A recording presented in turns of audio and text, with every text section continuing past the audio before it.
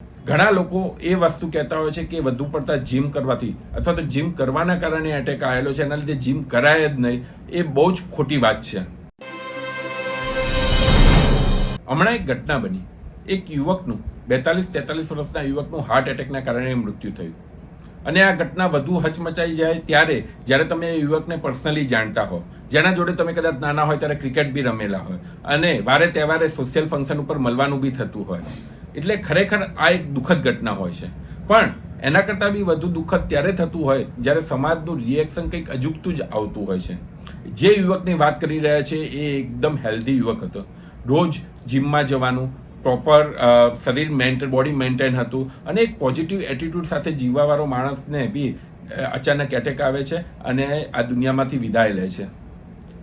ત્યારે ઘણા લોકો એ વસ્તુ કહેતા હોય છે કે વધુ પડતા જીમ કરવાથી અથવા તો જીમ કરવાના કારણે એટેક આવેલો છે, એના લીધે જીમ કરાય જ નહીં. એ બહુ જ ખોટી વાત છે.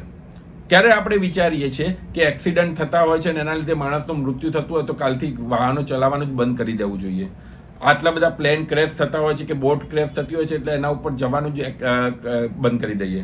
એની જગ્યાએ આપણે એને સેફ્ટી પ્રિકોશન રાખવા જોઈએ, પણ આપણે એસ્કેપિઝમમાં માનીએ છીએ. બસ એમાંથી બહાર કઈ રીતે નીકળી જવું. ઘણું બધું ખાવાથી તમને ડાયાબિટીસ, બીપી, કોલેસ્ટ્રોલ થતું હોય છે તો શું આપણે ખાવાનું બંધ કરી દેતા હોઈએ કે કઈ વસ્તુ ખાવી એના ઉપર ધ્યાન રાખતા હોઈએ? એ જ રીતે જીમ કરવાથી એટેક આવે છે એ વાત સદંતર ખોટી છે. હા, જીમ કરતી વખતે અથવા કરતા પહેલા અમુક ટેસ્ટ તમારે કરાવવા જરૂરી હોય છે. સૌથી ફર્સ્ટ હોય છે કે કાર્ડિયોગ્રામ હોય છે, ટ્રેડમિલ ટેસ્ટ હોય છે. એ બહુ ઇમ્પોર્ટન્ટ ટેસ્ટ છે હૃદયના બ્લોકેજને જાણવા માટે.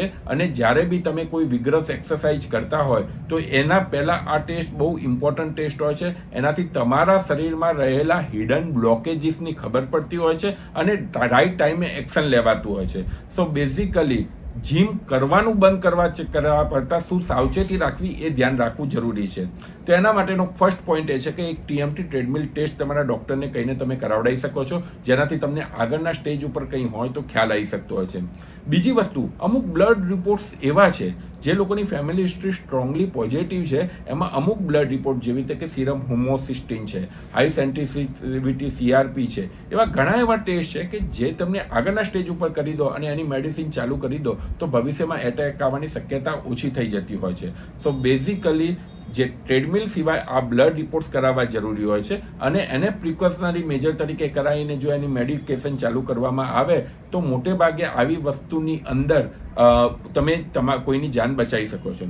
અને ત્રીજી અને મોસ્ટ ઇમ્પોર્ટન્ટ વસ્તુ કે અમુક પ્રકારની મેડિસિન જેના આગળના વિડીયોમાં બી ડિસ્કસ થયેલું છે, જેવી રીતે ઇકોસ્પ્રિન છે, ક્લોપિડોગ્રીલ છે, એટોર્વાસ્ટેટિન છે, જેની ઇમરજન્સી મેડિસિન કિટ કહેવાય છે, જેમાં 7 મેડિકેશન હોય છે અને એનો ખર્ચો 30 રૂપિયા કરતાં બી ઓછો હોય છે. એ દરેક ઘરની અંદર રાખવો બહુ જરૂરી હોય છે.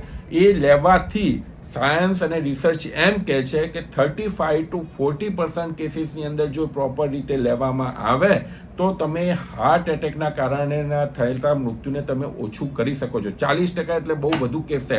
100માંથી તમે 35થી 40 લોકોની ઇમરજન્સી કિટના કારણે જાન બચી શકતી હોય છે. માટે જ જીમ બંધ કરવા કરતાં આપણી એક સાવચેતીનો સ્ટેપ તરફ આગળ વધવું જોઈએ. અને બીજી વસ્તુ, જ્યારે બી તમને ક્યારે કોઈ એવા લક્ષણો દેખાય તો એવું ના વિચારશો કે હોસ્પિટલમાં જઈશું એટલે મને કદાચ કંઈક નવું ને નવું ડૉક્ટર ભરમાઈ દેશે. તમારે પ્રોપર કન્સલ્ટેશન કરાવવું જરૂરી હોય છે. કોઈ બી હવે કંઈ હાર્ટ એટેકની કોઈ એજ લિમિટ નથી રહી. તો ઇવન 20 વર્ષના છોકરાઓમાં આવે છે, 50 વર્ષમાં બી આવે છે અને 70 વર્ષમાં બી આવે છે. તો જ્યારે બી તમને કોઈ એવા લક્ષણો દેખાય ત્યારે પ્રોપર ડૉક્ટરનું ગાઈડન્સ લઈને એને વસ્તુનો ડાઉટ ક્લિયર કરવો જોઈએ. અને એ બી નથી કહેતો કે એનાથી ડરીને જીવવાની જરૂર હોય છે. જો એક વખત બધા રિપોર્ટ નોર્મલ આવે, તમારા ડૉક્ટર તમને કોન્ફિડન્ટલી કહેતા હોય કે ના, હૃદયની કોઈ ચિંતા નથી, તો પછી એને મગજમાંથી દૂર બી કરવાની જરૂર હોય છે. માટે જ જીમ બંધ કર્યા કરતાં આપણે જે થોડી પ્રિકોશન રાખવા જોઈએ એ રાખીને પ્રોપર ગાઈડન્સની અંદર રૂટીન વર્ક કરવું જોઈએ. જીમ તમારા હાર્ટ માટે હેલ્પફુલ થતું જ હોય છે. હા, પણ એના માટેના જે પ્રિકોશન હોય એ રાખ્યા હોય તો આવી કોઈ ઘટના બનતી હોય એને આપણે અટકાવી શકીએ છીએ. Thank you.